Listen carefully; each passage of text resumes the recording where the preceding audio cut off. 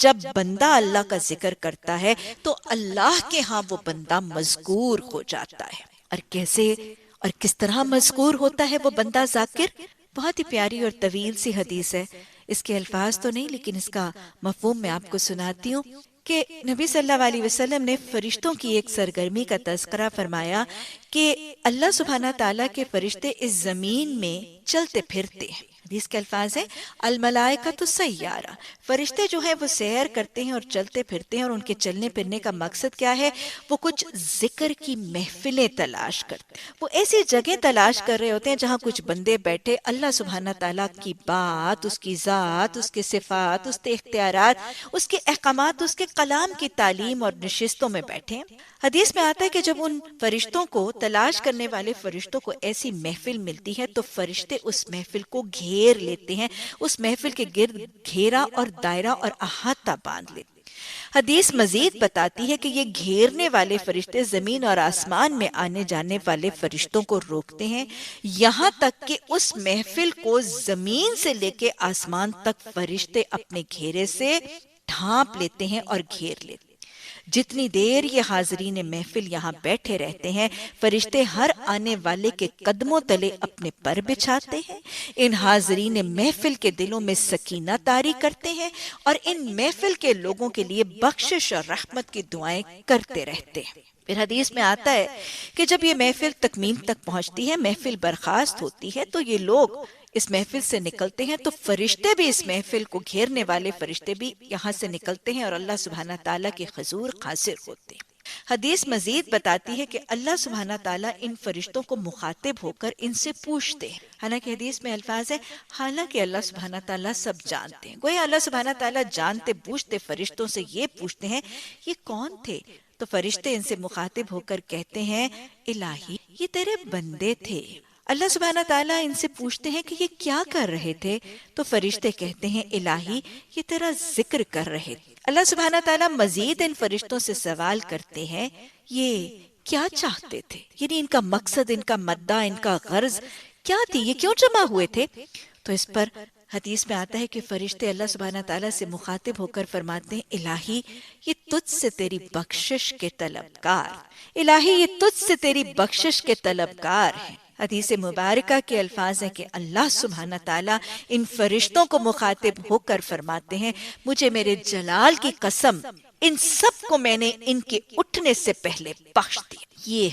یہ ہے ذکر الہی کی برکت، اور یہ ہے ذکر الہی کے فیوز کہ ذکر اور دین اور قرآن کی تعلیم اور تدریس کی محفلوں کے شامل ہونے والوں کے حق میں اللہ سبحانہ تعالیٰ اس سے بہتر محفل فرشتوں کی محفل میں یہ اعلان فرما دیتے ہیں کہ ان کے اٹھنے سے پہلے ان کے گناہ میں نے بخش دی۔ اللہ سبحانہ تعالیٰ ہمیں بھی ان خوش نصیبوں کی صف میں شامل فرما۔ اللہ ہم ذکر کی، قرآن کی، حدیث کی تعلیم کی محفل اور نشستوں میں شامل ہوتے ہیں، اللہ ان کی توفیق اور ثابت قدمیاں بھی عطا فرما دے۔ اور اللہ جب ہم ان محفلوں میں شامل ہوتے ہیں، جو سیکھتے ہیں، سکھاتے ہیں، اللہ اس کو ہمارے حق میں قبول بھی فرما لینا، اور اللہ ہماری اٹھنے سے پہلے ہمارے گناہوں کو بخش بھی۔ پھر اس میں حدیث میں مزید آگے واقعہ بھی آتا ہے کہ جب اللہ سبحانہ تعالیٰ یہ عام بخشش کا اعلان ان محفل کے لوگوں کے لیے فرماتے ہیں تو ایک فرشتہ اللہ سبحانہ تعالیٰ سے مخاطب ہو کر، ہم کلام ہو کر فرماتا ہے کہ الہی تو نے جو یہ عام بخشش کا اعلان فرمایا، ان لوگوں میں ایک شخص ایسا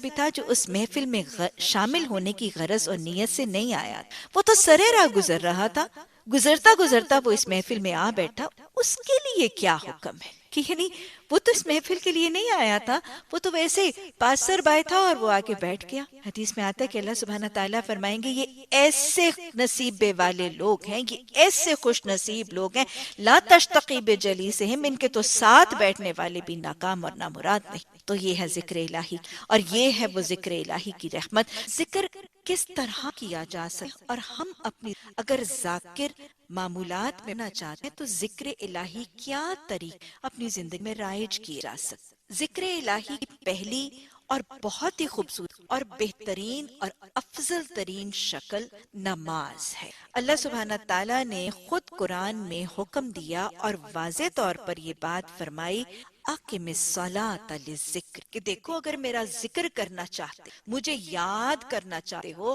میری یاد اپنے دلوں میں، اپنے ذہنوں میں، اپنے حواس میں میری یاد کو بسانا چاہتے ہو، اور اپنے لب اور اپنی زبان کو میرے ذکر میں حرکت دے کر میرا قرب پانا چاہتے ہو، پھر کیا کرو، اقم الصلاۃ، میرے ذکر کے لیے نماز قائم۔ گویا ذکر الہی کیا ہے؟ نماز۔ جو جنت، جو مومن کا معراج، الذین یظنون ملاقو ربہم کی کیفیت بھی نماز ہی موجود ہے۔ وہ قول مجھے یاد آ رہا ہے کہ حضرت علی کہ جب میرا دل کرتا ہے، جب میرا دل کرتا ہے کہ میں اپنے رب سے باز پڑھ، اور جب میرا دل کرتا ہے کہ میرا رب مجھ سے بات کر، قرآن پڑھ، تو یاد رکھ دونوں ذکر الہی کی صورت حالت پر بہت خوبصورت ہے۔ تو نماز قائم کرنا اور نماز کو ادا کرنا ذکر الہی اور اللہ کو یاد کرنے کا بہترین اور خوبصورت طریقہ ہے، جس کا حکم اللہ سبحانہ تعالیٰ نے ہمیں دن میں 5 دفعہ یاد رکھ۔ حدیث مبارکہ ہی اس ذکر کے طریقے کے حوالے فرماتی ہوئی نظر آتی ہے کہ مسلمان اور کافر میں صرف ترک نماز کا، مسلمان اور کافر میں صرف ترک نماز ہی کفر۔ اور یہاں حدیث میں ایک اور جگہ آتا ہے کہ اسلام اور کفر میں حد فاصل صرف نماز ہے، اور حدیث یہ بھی بتاتی ہے کہ قیامت کے دن بے نمازیوں کا حساب فرعون، قارون، حامان اور ابی بن خلف جیسوں کے ساتھ۔ اور یہ بھی حدیث ہی بتاتی ہے کہ قیامت کے دن اللہ کے حقوق میں جب سوال ہوگا تو پہلا سوال نماز ہی۔ اور پیچھے اللہ تعالیٰ ذکر کا یہ بے خوبصورت افضل ترین طریقہ نماز کا قیام قائم کرنے، اللہ ہم ہمارے اولادوں کو بھی نماز کے قیام طریقہ بھی اللہ نمازوں کے ساتھ جڑ جائے، اللہ نمازوں پر سرور، اور اللہ ہماری نمازوں میں ذوق و شوق عطا فر، عبادتوں میں ماس چاشنی حلاوت ہم سب کو۔ تو نماز ذکر الہی کا ایک بھی خوبصورت، لیکن صرف نماز ہی اللہ تعالیٰ نساء کی آیت نمایا وَإِذَا فَإِذَا قَضَيْتُمُ الصَّلَاةَ فَاذْكُرُوا اللَّهَ، کہ جب تم دیکھو اپنی نماز پوری کر لو تو پھر اللہ کا ذکر کرو، قیاما وقعودا وعلا، کہ دیکھو جب اپنی نمازوں کو تکمیل تک پہنچا لو تو پھر بھی اللہ کھڑے بیٹھے ہر حال میں اللہ کا ذکر کی۔ تو گویا نماز کے بعد بھی اس سورۃ نساء میں نماز کے بعد بھی ذکر ہے، اور یہ تاکید پر نبی صلی اللہ علیہ وسلم کا وہ نماز کے بعد کے مسنون اذکار، آپ صلی اللہ علیہ وسلم نماز کے بعد مسنون اذکار جو ہوتا کہ وہ نماز کی وہ مسنون ہے وہ موجود، تو نماز کے بعد اس کے الفاظ موجود کہ نماز کی ادائیگی کے بعد جب تک جگہ پر رہتا ہے اور ذکر کرتا ہے اور دعا کرتا ہے تو گویا وہ نماز ہی کی حالت۔ تو نماز کے بعد نماز کے مسنون اذکار، اور پھر ذکر کی ایک بہت خوب شکل قرآن، کیونکہ قرآن کو بھی اللہ سبحانہ ذکر کہتا ہے۔ قرآن میں فرمایا اِنَّا نَحْنُ نَزَّلْنَا الذِّکْرَ، کہ دیکھو ہم نے یہ ذکر، یہ کلام نصیحت نازل کیا، چونکہ اللہ نے قرآن کو الذکر کہہ کر پکارا ہے، تو قرآن کی تلاوت کرنا افضل کا اور ترین وہ قرآن کی تلاوت، چاہے ناظرہ قرآن کی تلاوت کے بعد قرآن نے اس کی تاکید فرمائی، چاہے ناظرہ قرآن یا چاہے زبانی جتنا قرآن مر ہے وہ زبانی قرآن کی، تو یہ ذکر کا ایک افضل ترین طریقہ ہے۔ اور یاد رکھیے ذکر ہے جس ایک حرف پر ہمیں اللہ تعالیٰ نے 10 دفعہ تو یہ ذکر کا اگلا۔ اس کے علاوہ نماز، قرآن، نماز کے بعد کے مسنون اذکار کے علاوہ اگر ہیں کہ مزید اور ذکر تو اللہ سبحانہ تعالیٰ نے قرآن میں طریقہ وضع کیا ہے، اور آپ صلی اللہ علیہ وسلم نے اس کا نمونہ بھی بتایا ہے۔ اللہ سبحانہ تعالیٰ قرآن میں فرماتے ہیں یا ایھا الناس اذکروا اللہ، کہ اے لوگو، یا ایھا الذین آمنو، اللہ پر ایمان لانے والوں کیا کیا کرو، اذکروا اللہ ذکرا کثیر، کہ تم اللہ کا کثرت سے ذکر کی، فسبحوا بکرۃ واصیلا، کہ اس ذکر کا طریقہ کیا ہے، صبح اور شام اس کی تسبیح، ایمان لانے والوں اللہ کا کثرت سے کیا کرو، اور صبح و شام بکرۃ واصیلا، صبح و شام اس کی تسبیح۔ اس کے لیے نبی صلی اللہ علیہ وسلم نے صبح و شام کے مسنون اذکار کا طریقہ ہم قائم، آپ صلی اللہ علیہ وسلم صبح و شام کے مسنون اذکار وہ کثیر ہیں، پیمفلیٹس کی شکل میں وہ بھی اپنائیے، لیکن کم از کم وہ دعا، آج کے دور میں اتنے خطرے ہیں، اتنے حوادث ہیں، اتنا فتنہ ہے، بگاڑ ہے، اور ہر وقت ہم اور ہماری اولادیں مختلف قسم کے خوفناک حوادث اور خطرناک قسموں سے دوچار ہونے امکان میں ہے، تو خود بھی اور اپنی یہ دو حفاظت، ویسے تو صبح شام کے سارے ہی اذکار بہترین حفاظت کی ہیں، بہترین تسبیحات اور حمد و ثنا بھی ہے، لیکن یہ دو دعائیں تو ضروری اپنے لیے اور اپنے بچوں کیجیے۔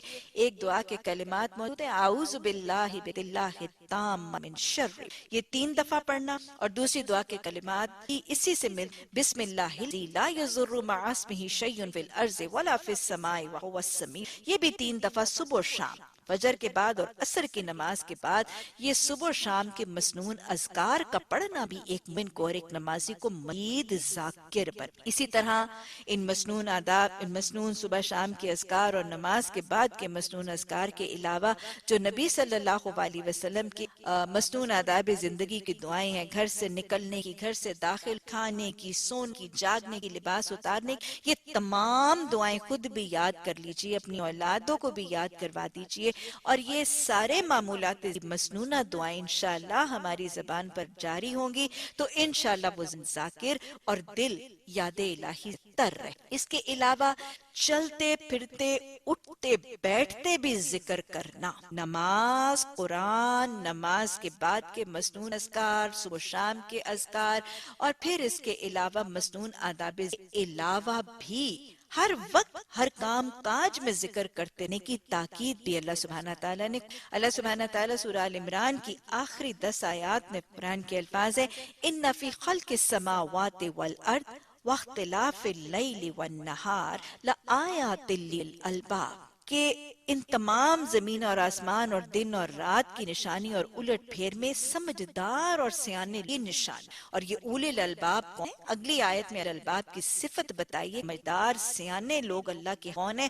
الذین یذکرون اللہ قیاما وقعودا وعلی جنوبہم، کہ اللہ کے سمجھدار سیانے وہ ہیں کھڑے بیٹھے لیٹے ہر وقت اللہ۔ تو گویا یہ یاد رکھیے گا، ذکر الہی کے لیے مختص ہو کے الگ سے بیٹھ کر کوئی وظیفہ یا چلا کاٹنا ضرور نہیں ہے، ذکر کرنا ہے چلتے پھرتے اٹھتے بیٹھتے ہر وقت اپنی زبان کو ذکر الہی سے تر رکھ۔ آپ ڈرائیونگ کر رہی ہیں، آپ کھانا پکا رہی ہیں، آپ بیکنگ کر رہی ہیں، آپ کپڑے استری کر رہی ہیں، اور چاہے آپ اپنی ساس کے پاؤں دبا رہی ہیں، یہ بذات خود اللہ کے بندوں کے حقوق کی ادائیگی بھی ہو رہی ہے، اللہ کے بندوں کی خدمتیں بھی ہو رہی ہیں، لیکن زبان کیا کر رہی ہے مومن کی؟ زبان سارے حقوق ادا کرتے وقت، اپنے سارے فرائض ادا کرتے وقت، اللہ کے بندوں کی خدمت کرتے وقت اس کی زبان ذکر الہی سے تر ہے۔ یہی ہے اللہ کے سیانے اور خوشمند۔ تو یہ چلتے پھرتے اٹھتے بیٹھتے وقت پھر کیا ذکر کرنا ہے؟ ہاں، اور یہ بات میں ضروری واضح کرتی جاؤں کہ ان تسبیحات کے لیے اور اٹھتے بیٹھتے چلتے پھرتے ہر وقت ذکر کرنے کے لیے قبلے کا تعین اور وضو کا ہونا لازم۔ اگر وضو ہے تو الحمدللہ، ویسے بھی با وضو ہر وقت رہنا بھی نبی صلی اللہ علیہ وسلم کی سنت سے ثابت ہے، اور یہ بذات خود ایک بہت بڑا افضل عمل ہے۔ لیکن اگر کوئی شخص وضو کی حالت میں نہیں ہے تو بھی ہر حال میں بیٹھے ہوئے بھی اور لیٹے ہوئے بھی اور بستر پر سونے سے پہلے بھی یہ ذکر اور یہ تسبیحات کا عمل جاری رکھنا یہ مومن کے لیے موقت۔ آپ صلی اللہ علیہ وسلم کی یہ سنت بھی ہے اور قرآن کی یہ تاکید اور نقل۔ تو اب اس نشست میں ہم آگے کچھ ایسے افضل کلمات لیں گے جو ہمیں ہر وقت پر جاری، نماز، قرآن و شام کے اذکار اور پھر مسنون آداب دعاؤں کی بات کی۔ اس کے علاوہ بھی کچھ نبی صلی اللہ علیہ وسلم نے ذکر کے الہی کے حوالے سے خاص تاکید کی اور ان کی پسندگی کا اظہار فرمایا۔ آپ صلی اللہ علیہ وسلم نے فرمایا، افضل ذکر لا الہ الا اللہ، افضل ذکر لا الہ الا اللہ۔ اسی طرح حدیث میں آتا ہے کہ آپ صلی اللہ علیہ وسلم نے فرمایا، حضرت سمورہ بن جندب رضی اللہ تعالی حدیث کے الفاظ ہیں کہ آپ نے فرمایا 4 کلمے افضل ہیں، 4 کلمے افضل ہیں، اور یہ افضل کلمے کیا آپ فرمائے؟ سبحان اللہ والحمدللہ ولا الہ واللہ اکبر۔ تو آپ نے فرمایا یہ 4 افضل ہے، افضل کا مطلب سے زیادہ۔ تو جب آگے پیچھے چلتے بھی ہاتھ کرے تو اس تسبیح پر جاری، کیونکہ آپ صلی اللہ علیہ وسلم نے ہریرہ کی روایت مسلم شریف حدیث میں آپ نے کلمات کی پسندگی کے اظہار کے فرمایا کہ حدیث مبارکہ کے الفاظ ہیں کہ آپ صلی اللہ علیہ وسلم فرمایا، اس تمام زمین پر جتنی چیزوں پر سورج کی روشنی پڑتی، اس روئے زمین پر جتنی چیزوں پر سورج کی روشنی ہے، ان سب سے زیادہ مجھے یہ محبوب ہے کہ میں ایک بار کے ساتھ مل کر لیجئے تاکہ آپ کو نشین اور صحیح دان پر جائے۔ اس روئے زمین پر جتنی چیزوں پر سورج کی روشنی پڑتی ہے، ان سب سے زیادہ مجھے یہ محبوب کہ میں ایک دفعہ کہوں سبحان اللہ والحمدللہ ولا الہ، یہ کلمہ کتنا زیادہ افضل ہے کہ ایک واقعہ بھی آتا ہے کہ صلی اللہ علیہ وسلم اپنے گھر سے باہر گئے اور آپ صلی اللہ کے دستے ایک لاٹھی یا عصا تھی۔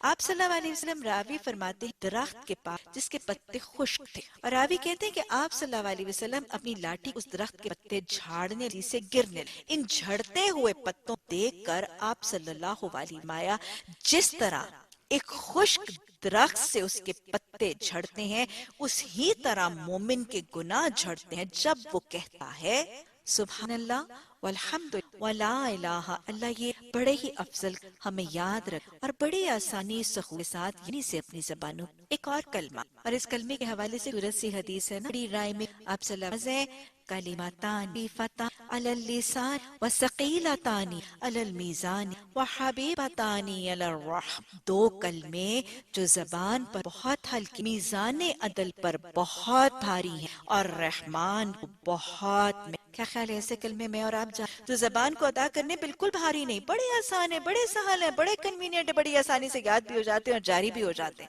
اور میزان عدل قیامت کے دن وہ بڑے بھاری ہوں گے اپنے تول کے لحاظ سے، اور میرے رحمان رب کو اس کو یاد کر یہ بڑے خوب پسند بھی کیا ہیں آپ صلی اللہ سبحان اللہ بحمدہ سبحان اللہ رب میں ہے، کہ جس کے حوالے سے حضرت ابو ذر غفاری نے نبی صلی اللہ علیہ وسلم پوچھا کہ تمام ذکر افضل کلام بتائیے، تمام ذکر افضل کلمات بھئیے، تو آپ صلی اللہ علیہ وسلم آیا کیا میں کو تسبیح نہ سکھا دوں جو اللہ کے کی تسبیح ہے؟ کیا میں تمہیں وہ تسبیح نہ سکھا دوں جو اللہ کے فرشتوں کی تسبیح بھی کرتے؟ سورہ بقرہ میں آتا ہے کہ نحن نسبح بحمدک ونقدس لک، کہ ہم تیری تسبیح کرتے ہیں اور ہم تیری پاکی اور بڑائی بیان۔ فرشتوں کی تسبیح کیا ہے؟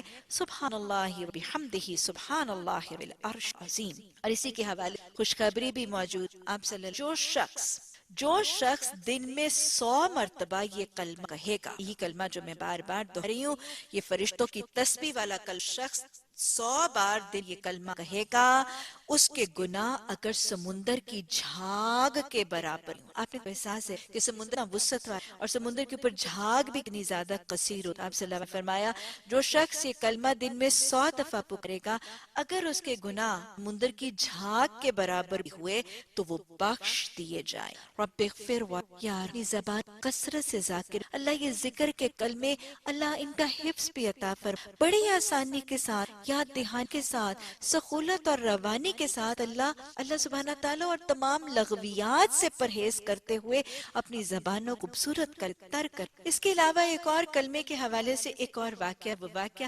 جویریہ رضی اللہ عنہا کے واقعہ کچھ کے راوی فرماتے ہیں جویریہ رضی اللہ تعالیٰ اپنی فجر کی نماز کے نبی صلی اور اپنے حجرے میں جو تشریف فرماتی اس وقت کیا کر رہی تھی؟ کچھ ذکر، کچھ تسبیحات کے کلموں تسبیح کر رہی تھی، اللہ کی پاکی اور بڑائی بیان کر رہی تھی۔ نبی صلی اللہ علیہ وسلم حضرت جویریہ کے پاس سے گزرے، اسی کام کی تھوڑی دیر کے بعد آپ صلی اللہ علیہ وسلم فارغ ہونا جب واپس تشریف، تو حضرت جویریہ وَالذَّاكِرِينَ اللَّهَ كَثِيرًا وَالذَّاكِرَاتِ أَعَدَّ لَهُمْ أَجْرًا أَعَدَّ لَهُمْ مَغْفِرَةً وَأَجْرًا۔ حضرت جویریہ اسی چیز کی حریص ہے، اللہ کی بخشش اور اللہ کے اجر عظیمہ کی حریص ہے۔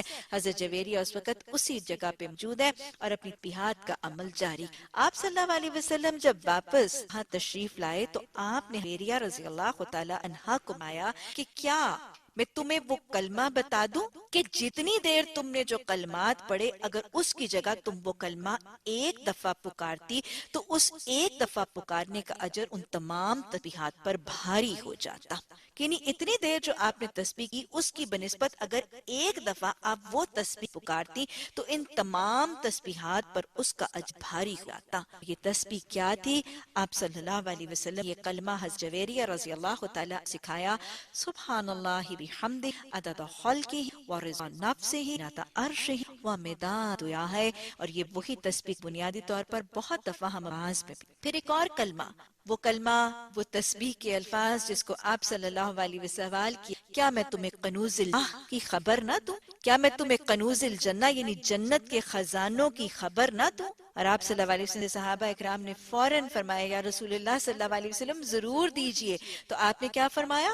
لا حول ولا قوت الا باللہ، الا باللہ العظیم کے الفاظ بھی ہے اور کہیں صرف اللہ باللہ تک الفاظ ہے۔ پھر ایک اور جگہ آپ صلی اللہ علیہ وسلم نے اسی کے حوالے سے تاکید فرمائی کہ سب سے زیادہ پڑھا کرو خزائن الجنہ، سب سے زیادہ پڑھا کرو خزائن الجنہ کو۔ جب سوال کیا گیا کہ خزائن الجنہ سے آپ کی مراد کیا ہے تو آپ نے فرمایا وَلَا حَوْلَ وَلَا قُوَّةَ إِلَّا بِاللَّهِ، تو یہ جنت کے خزانوں میں سے خزانہ ہے۔ اور آپ صلی اللہ علیہ وسلم اس کے حوالے سے فرمایا کنز الجنت من تحت فردوس، یہ جنت کا وہ خزانہ ہے جو اللہ سبحانہ تعالیٰ کے عرش کے نیچے جنت فردوس میں نازل۔ اسی طرح ذکر کے حوالے سے خاص طور پہ پریشانی، گھبراہٹ، اضطراب، سنگی اور ٹینشن اور مشکل کے وقت جو تسبیح اور جو کلمات آپ سنت سے بھی آپ صلی اللہ کے حوالے سے اس میں علیہ وسلم قرآن کی 3 آیت، آپ نے قرآن کی 3 آیت دیا، سورہ بقرہ کی آیت کرسی، سورہ آل عمران کی سورہ 3 آیات کا حوالہ یہ تاکہ اسم اعظم کو تلاش کرو، ان تینوں آیات میں اسم یا حی یا، اور آپ نے فرمایا یہ اس اسم کار کر اس کی گویا یہ بے قراری گھبراہٹ میں بھی رسول کی طرف سے پڑھنا رسول بھی ثابت ہے، اور یہ دولیت کی کلمہ۔ اور جہاں ذکر الہی کی بات ہے اللہ سبحانہ تعالیٰ نے قرآن ہی محمد صلی اللہ علیہ وسلم فرمایا تھا وَرَفَعْنَا لَكَ، کہ محمد صلی اللہ علیہ وسلم ہم نے آپ کا ذکر خیر بلند، اور جب پوچھا گیا کہ رفعنا ہے تو بتایا گیا کہ رفعنا لک مراد یہ ہے کہ جہاں اللہ سبحانہ تعالیٰ کا تذکرہ ہوگا وہیں محمد صلی اللہ علیہ وسلم، اور یہ معاملہ موجود۔ آپ بھی اس بات کی گواہ ہوں گے کہ آپ نے دیکھا ہوگا کہ اس روئے زمین پر جہاں بھی اذان کے کلمات پڑھے جاتے ہیں اللہ کے نام کے محمد صلی اللہ علیہ وسلم کا نام بھی ساتھ ہی، تو لہٰذا یہی رفعنا لک، اس حوالے سے جب اپنی زبانوں کو میں نے اور آپ نے ذاکر بنانا ہے تو ذکر کے حوالے سے زبانوں پر درود محمد صلی اللہ علیہ وسلم پر پڑھنے بھی رائج کیجیے، جہاں اللہ کا ذکر کریں وہاں محمد صلی اللہ علیہ وسلم پر درود بھیجنے کثرت سے اپنے ذکر کیجیے۔ محمد صلی اللہ علیہ وسلم پر حدیث میں آتا ہے کہ جس محفل میں محمد صلی اللہ علیہ وسلم پڑھیں گے وہ محفل قیامت سے خسرت، اور یہ رسول اللہ صلی اللہ علیہ وسلم پر پڑھنے فضیلت کیا ہے؟ اگر میں بہت سی احادیث خلاصہ سا بن ایک دفعہ درنے والے کے لیے 10 نہیں ہے، اس کے 10 گنا بخش دی کہ 10 درجات بلند کیے جاتے ہیں، وہ 10 برکتیں اور 10 رحمتیں حال کر، اور یہ درود کا پڑھنا جتنی دیر وہ درود پڑھتا ہے ایک فرشتہ اس یہ بخشش اور رحمت ہے کا پڑھنا دعاؤں کی قبولیت کا ذریعہ اور آسمان کے در وسیل۔ تو جہاں اللہ کے کلمات اپنی زبان پر جاری کریں وہاں کثرت سے رسول اللہ صلی اللہ علیہ وسلم پر درود بھیجنے کا بھی اپنائیں۔ حدیث کا وعدہ بھی موجود کہ جس نے پابندی سے ہر صبح فجر کے بعد اور عصر کے و شام کے اذکار کے ساتھ جس نے مجھ پر پابندی سے بھیجا 10 دفعہ قیامت کے دن اس کی سفارش یا شفاعت واجب کو۔ اسی طرح اذان کے بعد بھیجنا، اس میں بھی آپ صلی اللہ علیہ وسلم یہی فرمایا ہے کہ جو ہر اذان کا یعنی جیسے مؤذن پکارتا ہے ویسے اس کو پکارے گا اور اس کے بعد درود بھیج کر میرے وسیلے کی دعا کرے گا، اس کے لیے سفارش واجب۔ اللہ سبحان ذکر کتنے سمجھنے اور یہ یاد رکھنے کہ آپ صلی اللہ علیہ وسلم نے جہاں اللہ نے فرمایا تھا وَلَا تَكُنْ، تم غافل سے نہ ہو جانا، حدیث کے یہ الفاظ رکھنے والا کہ آپ صلی اللہ علیہ وسلم فرمایا جو شخص کہیں بیٹھے گا اور اپنی نشست میں وہ اللہ سبحانہ تعالیٰ کا ذکر نہیں کرے گا تو وہ نشست قیامت خسرت۔ اسی طرح حدیث میں مزید ہے کہ وہ شخص جو کہیں لیٹے گا اور اس نشست میں لیٹے ہوئے وہ اگر اللہ سبحانہ ذکر نہیں کرے گا تو وہ لیٹنا اسے خسرت ہو۔ اللہ سبحانہ تعالیٰ سورہ آل عمران کی آیت نمبر 102 میں فرمایا یا ایھا الذین آمنوا اتقوا اللہ حق تقاتہ ولا تموتن الا انتم، کہ اے ایمان لانے والو تم نے اللہ کو مان لیا ہے، اسلام لے آئے ہو، دائرہ اسلام میں داخل ہو گئے ہو، کلمہ پڑھ لیا ہے، تو ابھی کیا کام کرو؟ اللہ کا تقویٰ کرو۔ اور کیسا تقویٰ کرو؟ کہ جیسا تقویٰ کرنے کا حق ہے، اور اسی تقویٰ کے تحت یہ لازم ہے کہ تمہیں موت بھی اس دین اسلام کے دائرے ہی اور اسی دین اسلام کی حالت میں تمہیں موت آئے۔ اللہ سبحانہ تعالیٰ سورہ ال عمران کی آیت نمبر 102 میں تقویٰ کا مطالبہ کر رہے ہیں۔ تقویٰ کا مطلب ہے اللہ سے ڈرنا، اللہ سے بچنا یا اس کی پرہیزگاری اختیار کرنا۔ اور تقویٰ کے مطلب کو سمجھنا بہت زیادہ آسان ہو جاتا ہے اس سوال کے جواب سے جو کسی نے حضرت عمر رضی اللہ تعالیٰ عنہ سے کیا۔ حضرت عمر رضی اللہ تعالیٰ عنہ سے سوال ایک شخص نے کیا کہ عمر تقویٰ کیا ہے؟ کیا خوب سوال کیا اور کیا بہترین انسان سے کیا۔ حضرت عمر رضی اللہ تعالی عنہ نے سوال کے جواب میں مزید سوال کیا کہ کیا تم کبھی کسی خاردار جھاڑیوں کے درمیان میں سے گزرے ہو؟ یعنی وہ جو تھورنی بشز ہیں، وہ جس کے اوپر کانٹے وغیرہ لگے ہیں، کیا تم اس کے بیچ میں سے کبھی گزرے ہو؟ اس نے کہا کہ ہاں۔ تو آپ نے پوچھا کہ پھر تم کیسے گزرتے ہو؟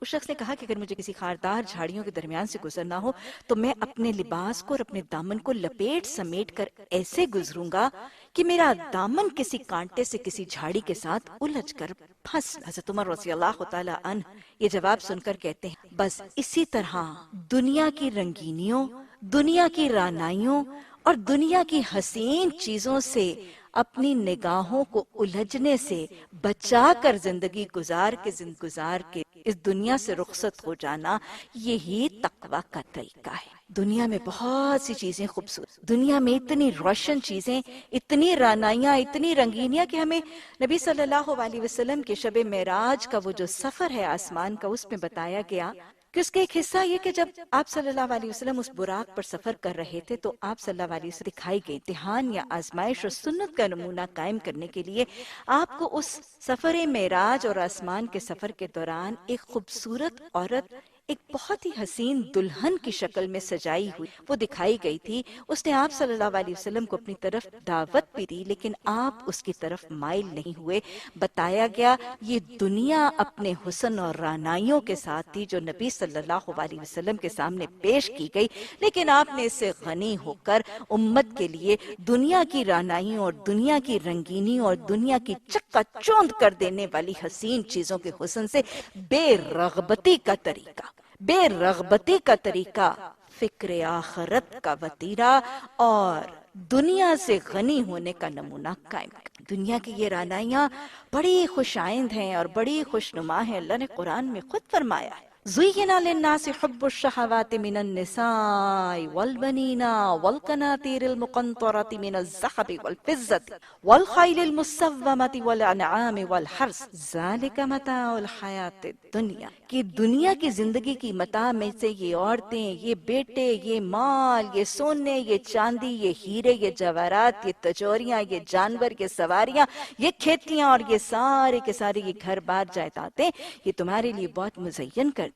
ان خوبصورت چیزوں کی رعنائیوں میں الجھ کر انہی کے ہو کے رہ جانا، انہی کو دنیا سمجھ لینا اور فکر آخرت سے خالی ہو جانا، یہ تقویٰ کے منافی ہے۔ اور تقویٰ کیا ہے کہ ان چیزوں میں رہ کر اللہ کے حساب سے، اللہ کی حساب کتاب سے، اس کی ملاقات سے، اس کے سوال جواب سے، اس کے سامنے حاضر ہونے سے، اس کی پوچھ گچھ سے، اس کی ناراضگی سے، اس کے روٹھ جانے سے اور پھر اس کے عذاب سے، اس کی سزا جزا سے ڈرنا، یہ ہے بنیادی طور پر تقویٰ۔ اور اسی تقویٰ کا یہاں مطالبہ کیا جائے۔ آپ کہیں گے کہ ہم سب اللہ سے ڈرتے ہیں اور گویا ہم تقویٰ کرتے ہیں، ہمیں اللہ کے حساب کتاب کا خوف ہے۔ اللہ سبحانہ تعالیٰ نے صرف یہاں پہ اتقوا اللہ نہیں کہا، حق کا تقاتے ہی کے ساتھ اس کو لازم کر دیا کہ اللہ سے ایسے ڈرو کہ جیسے اس سے ڈرنے کا حق ہے۔ اللہ کا تقویٰ ایسے کرو کہ جیسے تقویٰ کا حق ہے۔ گویا تقویٰ کا حق کیا ہے؟ تقویٰ کا حق یہ ہے کہ اللہ کا خوف تمام خوفوں پر غالب ہو جائے۔ اللہ کا خوف، اللہ کا ڈر، اس کے حساب کتاب، سوال جواب، اس کی ناراضگی، اس کی خفگی، اس کے عذاب کا خوف تمام خوفوں پر غالب ہو جائے۔ جیسے ایمان کا تقاضا یہ ہے نا کہ اللہ کی محبت، وَالَّذِينَ آمَنُوا أَشَدُّ حُبًّا لِلَّهِ، اللہ کی محبت تمام محبتوں پر غالب ہو جائے، یہ ایمان کے لیے لازم اور یہ ایمان کا تقاضا ہے۔ اسی طرح تقویٰ کا تقاضا یہ ہے، مثلا آپ دیکھیں کہ یہ حق کا تقاتے ہی نہیں ہے کہ اللہ کو راضی کرنے کے شوق سے زیادہ شوق اپنی اولادوں کو راضی کرنے کا ہو جائے۔ یعنی کہیں ایسا نہ ہو جائے کہ اپنی اولادوں کو راضی کرنے کا شوق اللہ کو راضی کرنے کے شوق سے زیادہ ہو جائے، اپنے شوہر، اپنی برادری اور اپنے خاندان کی ناراضگی سے بچنے کا شوق اللہ کی ناراضگی کے بچنے سے زیادہ ہو جائے، اپنی سہیلیوں، اپنی عزیزوں اقارب، جس کو کہتے ہیں نا پیئر پریشر، اپنی سہیلیوں اور اپنی برادری کے سوال جواب کا خوف اللہ کے خوف، سوال جواب کے خوف سے زیادہ ہو۔ یہ ہے وہ مطالبہ جو اللہ قرآن میں فرما رہے ہیں، یا ایھا الذین آمنوا اتقوا اللہ حق تقاتہ۔ یہ تقویٰ کہ تقوی مومن کے لیے وہ عمل ہے جو اس کی ساری زندگی کا احاطہ کی. یہ صرف چند عبادات میں اور چند معاملات میں، نماز پڑھتے وقت کسی خاص عبادت کی حالت میں تقوی کا ہونا ضروری نہیں، یہ ساری زندگی میں احاطہ کی، یہ ہر زندگی کے شعبے میں لازم. مثلا اگر ہم دیکھیں تو خطبہ نکاح سورہ نساء کی پہلی آیت پر مشتمل. اللہ سبحانہ تعالیٰ فرماتے ہیں یا ایھا الناس اتقوا ربکم الذی خلقکم من نفس واحدہ وخلق منها زوجها وبث منهما رجالا كثيرا ونساء واتقوا الله الذي تساءلون به والأرحام إن الله كان عليكم رقيبا. کامیاب ازواجی زندگی کے لیے رحم کے رشتوں کے آپس کے معاملات اور حسن کے لیے تقوی کی ضرورت. لباس کے احکامات کی بات سورہ اعراف میں ہوتی ہے اور اللہ فرماتے ہیں وَلِبَاسُ التَّقْوَىٰ ذَلِكَ خَيْرٌ. سورہ بقرہ میں حج کے احکامات کی بات ہو رہی ہے اور حاجی کو اس کے زاد راہ کی طرف بات کی جا رہی ہے، تو فرمایا جا رہا ہے وَتَزَوَّدُوا، زاد راہ لے لیا کرو اے حاجیو، احرام پہن کر عمرے اور حج کی نیت سے جانے والوں وَتَزَوَّدُوا وَإِنَّ غَيْرَ الزَّادِ التَّقْوَىٰ وَاتَّقُونِ يَا أُولِي الْأَلْبَابِ. کہ دیکھو جب زاد راہ سفر حج پر جانے لوگو، عمرے کے سفر پر جانے لوگو، تو زاد راہ اپنے سامان، اپنی بیئر منیمم نیسیسٹیز ساتھ لے کے جایا کرو. بہترین زاد راہ کیا ہوگا؟ تقوی. تمہارا بہترین زاد راہ تقوی ہوگا اور اللہ کا تقوی کیا کرو اے سمجھدار. گویا سمجھداری کا تقاضا تقوی ہے. وَاتَّقُوا اللَّهَ لَعَلَّكُمْ تُفْلِحُونَ، فلاح کا نسخہ تقوی ہے. زندگی کے ہر شعبے میں، ازدواجی زندگی میں، رشتوں ناتوں میں، برادری میں، معاملات میں، عبادات میں، سب میں تقوی درکار ہے. یہاں تک کہ لباس سے لے کے حج کی عبادات، سب میں تقوی کا ساتھ رکھنا ایک مسلمان اور مومن کے لیے لازم. یہ تقوی کہاں ہوتا ہے؟ کہاں رہتا ہے؟ جسم کے کس حصے میں تقوی ہے؟ ویسے تو مومن کا سارا جسم ہی متقی کا جسم ہے، لیکن آپ صلی اللہ علیہ وسلم سے جب سوال کیا گیا تقوی کہاں ہے، تو حدیث میں آتا ہے کہ آپ صلی اللہ علیہ وسلم نے 3 دفعہ قلب مبارک کی طرف اشارہ کر کے فرمایا تقوی ہا ہونا، تقوی ہا ہونا، تقوی ہا ہونا، کہ تقوی یہاں ہے، تقوی یہاں ہے، تقوی یہاں ہے. یاد رکھیے گا یہ تقوی دل کی حالت، یہ تقوی دل کی حالت. اور اس دل ہی کی حالت کے حوالے سے نبی صلی اللہ علیہ وسلم نے فرمایا تھا ایک اور حدیث مبارکہ میں، دیکھو انسان کے جسم کا ایک ٹکڑا ہے، جب تک وہ ٹھیک رہتا ہے سارا جسم ٹھیک رہتا ہے، اور جب وہ خراب ہو جاتا ہے تو سارا جسم خراب ہو جاتا ہے. سن رکھو یہ ٹکڑا دل ہے، یہی وہ دل کا ٹکڑا ہے. مسلمان مومن کے یہ دل کا ٹکڑا جس میں تقوی جب ڈال دیا جاتا ہے تو وہ حقیقی مومن بن کر آخرت اور دنیا کی فلاح کے پیمانوں اور لیول پر فائز ہو جاتا ہے. اور قرآن کی تعلیمات اور دین اسلام کا طریقہ بھی یہی ہے کہ ہر مسلمان، ہر مومن کے دل پر تقوی کا چوکیدار بٹھا دیا جاتا ہے. ہر مسلمان کے دل پر قرآن اپنی تربیت، اپنے تزکیہ کے ذریعے اس کے دل پر ایک تقوی کا چوکیدار بٹھا دیتا ہے. اور بس پھر یہ تقوی کا چوکیدار اس کے سارے معاملات اور صراط مستقیم پر چلنا، حقوق اللہ اور حقوق العباد کی ادائیگی پر اس کو چوکنا اور الرٹ کر دیتا ہے. ایک اسلامی معاشرے میں جہاں متقین رہتے اور بستے ہیں، وہاں پر لا انفورسنگ ایجنسیز کی، ٹیکس کلیکٹرز کی ضرورت ہی نہیں. جب ہر فرد کے دل کے اوپر وہ تقوی کا چوکیدار ہے، ان اللہ کان علیکم رقیبا کا تصور موجود ہے، تو پھر معاملات آسان ہیں. یہ تقوی ہی کا تو چوکیدار ہے. وہ واقعہ آپ نے سنا ہوگا، ایک باپ اور اس کا بیٹا، یہ دونوں کہیں جا رہے تھے کہ راستے میں ایک آم کا پیڑ نظر آیا اور آم کے پیڑ پر آم کے پکے ہوئے پھل جو ہیں وہ لٹک رہے تھے. ظاہر ہے بہت بڑی ٹیمپٹیشن تھی. باپ نے بیٹے سے کہا کہ بیٹا تم یہیں پہ نیچے درخت کے تنے کے پاس کھڑے ہو، میں ذرا درخت کے اوپر چڑھتا ہوں اور یہ پیڑ پہ سے کچھ آم توڑ کے لاتا ہوں، پھر دونوں باپ بیٹا کھائیں گے. لیکن دیکھو تم ذرا ادھر ادھر دائیں بائیں دھیان رکھنا، اور جو ہی کوئی آنے لگے مجھے بتا دینا تاکہ میں فوراً نیچے. یعنی چوری کا خوف تھا، اللہ کے بندوں کا ڈر تھا کہ کہیں کوئی بندہ آ گیا تو پکڑ کر میں دھر نہ. باپ درخت کے اوپر چڑھ گیا، بیٹا درخت کے نیچے کھڑا تھا. جو ہی باپ اس پیڑ کے تنے پر چڑھا اور اس کا ہاتھ ایک پکے ہوئے آم کی طرف بڑھنے ہی لگا تھا تو نیچے کھڑے ہوئے بچے نے، ویسے یاد رکھیے گا بچے بنیادی طور پر سلیم فطرت اور فطرت کے قریب ہو. یہ تو آہستہ آہستہ زمانے کی ہوا اور شیطان کے فتنے اس کو برباد کرتے ہیں. بچے نے اونچا سا شور مچا دیا، وہ دیکھ رہا ہے، وہ دیکھ رہا ہے. پلک جھپکتے میں وہ باپ جو ہے وہ اس پیڑ سے نیچے اترا، اور نیچے اتر کر اس نے دائیں بائیں دیکھا اور اس نے بیٹے سے پوچھا کون دیکھ رہا ہے، کون آ رہا ہے؟ یعنی باپ کو تو کوئی نظر نہیں آ رہا تھا. تو بیٹے نے کیا جواب دیا؟ بیٹے نے کہا خدا دیکھ رہا ہے، اللہ دیکھ رہا ہے. یہ ہے تقویٰ. جس کے دل میں یہ احساس اجاگر ہو جائے کہ اس روئے زمین پر کوئی ٹکڑا ایسا نہیں جہاں میرا رب مجھے دیکھ نہیں رہا، وہ شخص متقی ہے. وہی دنیا اور آخرت میں کامیاب ہے، وہی ترقی کے زینوں پر فائز ہے، اور وہی صراط مستقیم پر چلتا چلتے داخل ہو جاتا. ایک امام تھے، بہت بڑے عالم بھی تھے، بہت بڑے استاد بھی تھے، اور ان کے پاس تلامذہ دین سیکھنے کے لیے حاضر رہے. ایک دور میں ان کے پاس تلامذہ کی کچھ ایک گروہ، ایک نفری موجود تھی، لیکن ان سارے شاگردوں میں سے ایک شاگرد باقی سارے شاگرد آگے بڑھا ہوا تھا. امام صاحب کیا کرتے تھے کہ وہ استاد جو تھے وہ اپنے باقی شاگردوں کی بنسبت اپنے اس شاگرد کو سبق زیادہ دیتے. باقی کے شاگرد کچھ دیر تک تو یہ معاملہ دیکھتے رہے، لیکن آخرکار ایک دن سب جمع ہو کر اپنے استاد کے پاس حاضر ہوئے، اور جسے کچھ کہتے نا کہ ایک ذرا ادب اور احترام ہی کے دائرے میں رہ کر کچھ ہلکا سا شکوہ کیا، اور گویا شاید معاملہ دریافت کرنے کے حوالے سے پوچھا کہ امام صاحب یہ کیا معاملہ ہے؟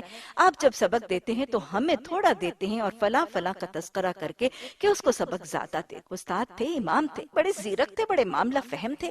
دو بدو جواب دینے کی بجائے انہوں نے الٹا اپنے سارے کے سارے شاگردوں کو ایک مہم جو ہے، ایک اسائنمنٹ دی. اور یہ اسائنمنٹ کیا تھی؟ ایک تربیت کا طریقہ ہی تو تھا، اور ان کے سوال کا جواب بھی اسی سے ملنا تھا. استاد نے، اس امام نے اپنے اس شاگردوں کو یہ کام دے دیا کہ تم سب نے آج اپنی اس تعلیمی نشست سے فارغ ہو کر اپنے اپنے گھر جانا ہے، ایک مرغ لینا ہے اور اس مرغ کو وہاں ذبح کر کے آنا ہے جہاں تمہیں کوئی نہ دیکھے، اور پھر کل مجھے اس کی خبر دے. سب شاگرد استاد کے فرما بردار تھے، سب نے اپنی استطاعت، اپنی سمجھ، اپنی محنت اور مشقت کے ساتھ وہ کیا جو استاد نے کہا. اور اگلے دن سب رپورٹ دینے کے لیے جب استاد کے پاس حاضر ہوئے تو سب اپنی اپنی رپورٹ دیتے جا رہے تھے. کسی نے کہا کہ میں نے بہت سوچا، لیکن میں نے اپنے گھر کے بالکل اندر والے پوشیدہ کونے میں چھپ کر، پردے کی اوٹ میں چھپ کر میں نے اس مرغ کو ذبح کر. دوسرے نے کہا کہ میں نے بہت تلاش کیا، لیکن پھر میں جنگل میں نکل گیا اور جنگل میں درخت کے، بڑے سے درخت کے تنے کے پیچھے بیٹھ کر میں نے اس مرغ کو ذبح کیا. کسی نے غار کا تذکرہ کیا، کسی نے پہاڑ اور بیابان میں نکل جانے کا تذکرہ کیا. گویا سبھی اپنا اپنا کام تو کر کے آئے تھے، لیکن چھپنے کی بہترین کوشش اور جسارت کر کے آئے. یہ وہ شاگرد جو باقی سب سے زیادہ سبق دیا جاتا تھا، جب اس سے اس کے استاد نے پوچھا کہ بتائیں آپ نے کیا کیا، تو یہ خاموش رہے. اور انہوں نے کہا، اس شاگرد نے کہا، امام صاحب میں مرغ کو ذبح کرنے سے قاصر رہا. باقی کے شاگرد کچھ حد تک فوری طور پر خوش ہوئے کہ آج اس کی نااہلی ثابت ہو. اصل بات یہ ہے کہ نااہلی نہیں، آج ہی اس کی اہلیت ثابت ہو. استاد نے پوچھا کہ آپ کے مرغ کو ذبح نہ کرنے کی کیا وجہ تھی؟ شاگرد نے کہا، اس لائق شاگرد نے کہا، اس اہلیت والے شاگرد نے کہا، اس تعلیمی میدان میں آگے نکلنے والے شاگرد نے جواب کیا دیا کہ امام صاحب اصل بات یہ ہے کہ میں جہاں بھی جاتا تھا یہ احساس مجھ پر غالب رہتا تھا کہ میرا رب مجھے دیکھ رہا ہے. گویا اس ساری بستی میں کوئی زمین کا ایک ٹکڑا، کوئی کونا، کوئی حصہ مجھے ایسا نہ ملا جہاں میں اس احساس سے خالی ہوتا. میں جہاں جاتا تھا میرا رب مجھے دیکھ رہا تھا، اس لیے میں یہ بکری، اس لیے میں یہ مرغ کو ذبح کیے بغیر آپ کی خدمت میں حاضر. کیا تھا وہ کیفیت؟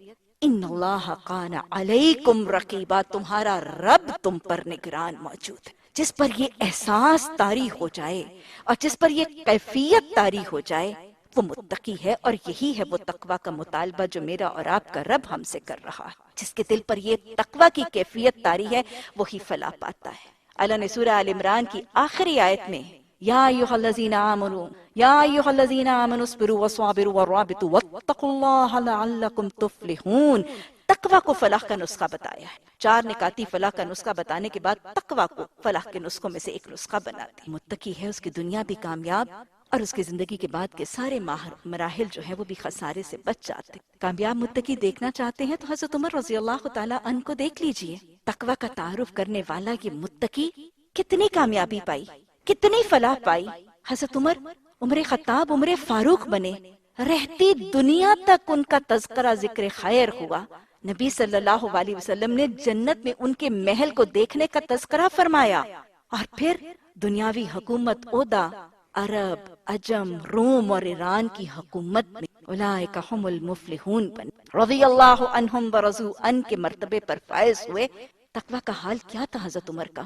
آگ پر اپنا ہاتھ تاپ کر کہا کرتے تھے کہ عمر تو دیکھ تیرا آگ پر کتنا صبر ہے.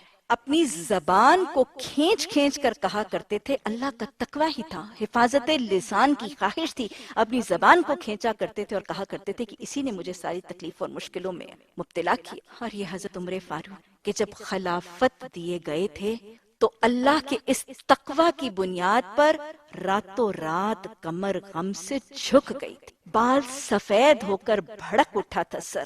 یہ تقویٰ ہی تھا کہ حضرت عمر اپنی خلافت میں کہا کرتے تھے کہ عمر اگر دجلہ کے کنارے ایک کتا بھی پیاسا مر گیا تو تجھ سے اس کا سوال ہو. یہ فکر آخرت، یہ حساب کتاب کا خوف ہی حضرت عمر کا تقویٰ تھا جو ان کی دنیاوی اور اخروی کامیابی کا ذریعہ بنا. اور یہ تقویٰ اس قدر شدید تقویٰ تھا کہ راتوں کو بھی اللہ کا خوف خلیفۃ المسلمین کو سونے نہیں دیتا تھا. راتوں کو بھی اپنی قوم، اپنے لوگوں اور اپنی رعایا کی خبر گیری کرتے ہیں. یہ تقویٰ کا احساس. اور ایک نہیں کثیر واقعات موجود. یہ تقویٰ ہی تو تھا. راتوں کو گشت کر رہے ہیں، ایک بچے کے رونے کی آواز آئی.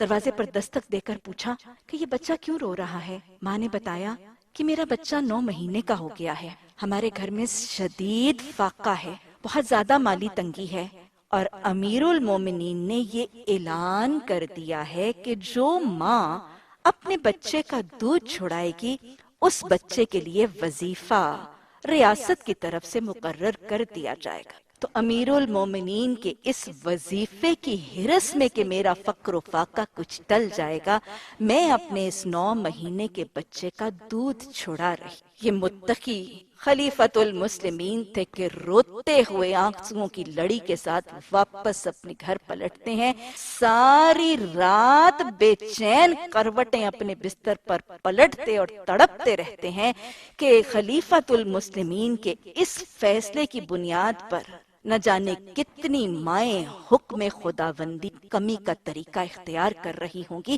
اللہ کا حکم والوالدات یرضعن اولادہن، کتنی مائیں اس وظیفے کے ہرس میں آ کے اللہ کے احکامات کی نفی اور اپنے فرائض میں کمی کر رہی ہوں گی، اور کتنے بچے اپنے دودھ کے حق سے محض امیر المومنین کے اس اعلان کی وجہ سے محروم ہو گئے. صبح اٹھتے ساتھ رات اس خوف میں اور اس تڑپ میں گزری. صبح اٹھتے سار اس متقی امیر المومنین نے اعلان فرما دیا کہ آج سے میرا اعلان ہے ہر بچے کو اس کی ولادت کے دن ہی سے وظیفہ لگا دیا جائے گا. کہیں میرے اعلان کی بنیاد پر مائیں اپنی فرائض میں کمی اور اولادوں کے حق میں کہیں کمی کا معاملہ نہ ہو. یہ ہے وہ تقویٰ. اور ایک رات نہیں، بہت دفعہ یہ گشت ہے. ایک اور رات ہے، گشت کر رہے ہیں، ایک عورت کے رونے کی آواز ہے اور گھر میں کچھ گھبراہٹ اور پریشانی کی آوازیں ہیں. دروازے پر دستک دے کر خبر گیری کرتے. ان کو آخر فکر ہے، ان کی زندگیوں میں تقویٰ ہے، ان کی زندگیوں میں حساسیت ہے. وہ گرد و پیش سے بے خبر نہیں خبر گیریاں کرتے نظر آتے ہیں. خلیفۃ المسلمین کی دستک پر دروازہ کھلتا ہے اور گھر کا وہ مرد باہر آ کر بتاتا ہے کہ میری بیوی وضع حمل کے مرحلے میں ہے، لیکن گھر میں نہ کھانا ہے، نہ کوئی معاون ہے، نہ کوئی مددگار ہے. یہ اللہ کا تقویٰ ہی تھا اس عاجز بندے کا، اس خلیفۃ المسلمین کا، کہ اپنے گھر جاتے ہیں، اپنی بیوی کو رات کو اٹھاتے ہیں. یہ پرائم منسٹر ہے، یہ پریزیڈنٹ ہیں، یہ ہیڈ آف دا اسٹیٹ ہیں، خلیفۃ المسلمین ہے اتنی بڑی ریاست کے. خود بھی آ رہے ہیں، بیوی بھی آ رہی ہے. بیوی دائیا کا کام کرتی ہے، خود حلوہ پکا کر اپنے اس دینی بھائی کو خبر دیتے ہیں اس کے بیٹے کی ولادت. یہ تقویٰ ہی. ایک اور دن چل رہے ہیں، ایک بچے کے رونے کی آواز ہے، بچے بلک رہے ہیں. یہ متقی خلیفۃ المسلمون دروازے پر دستک دے کر پھر پوچھتے ہیں بچے کیوں رو رہے؟ دروازہ کھولنے والی وہ ماں صحن میں چولہے کے اوپر پڑی ہوئی ہنڈیا کی طرف اشارہ کر کے کہتی ہے کہ میرے گھر میں کھانا نہیں ہے، شدید فقر و فاقہ ہے.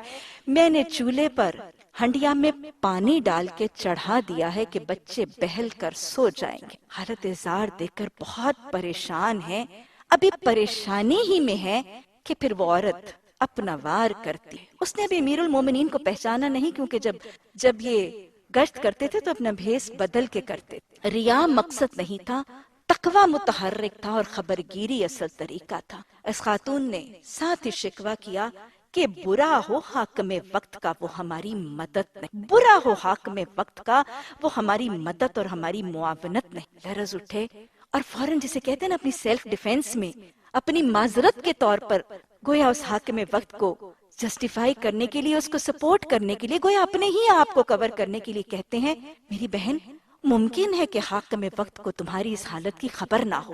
خاتون پھر پلٹ کے کہتی ہے برا ہو خلیفۃ المسلمین کا وہ ہماری خبر نہیں لیتا، یعنی اسکیپ کسی طرح نہیں ہے، اگر مدد نہیں کرتا تب بھی اور اگر خبر نہیں لیتا تب بھی۔ برا ہو خلیفۃ المسلمین کا وہ ہماری خبر گیری نہیں کرتا۔ لرز اٹھتے ہیں، فوراً الٹے قدموں بیت المال جاتے ہیں، آٹے کا ایک تھیلا اٹھاتے ہیں اور کچھ ضروریات اور کچھ ضرورت کا کھانے پینے کا خورد و نوش کا سامان اپنے کندھوں پہ لاتے ہیں اور چلتے ہیں۔ غلام ساتھ ہے، غلام امیر المومنین کو کہتا ہے امیر المومنین اپنا یہ سامان مجھے دے دیجئے، آپ کا وزن میں اٹھا لوں۔ اس متقی امیر المومنین کا جواب کیا ہے؟ کہتے ہیں دنیا کی زندگی میں تو تم میرا وزن اٹھا لوگے، قیامت کے دن میرا وزن کون اٹھا؟ لا تزر وازرۃ وزر اخری، یہی وہ تقویٰ تھا۔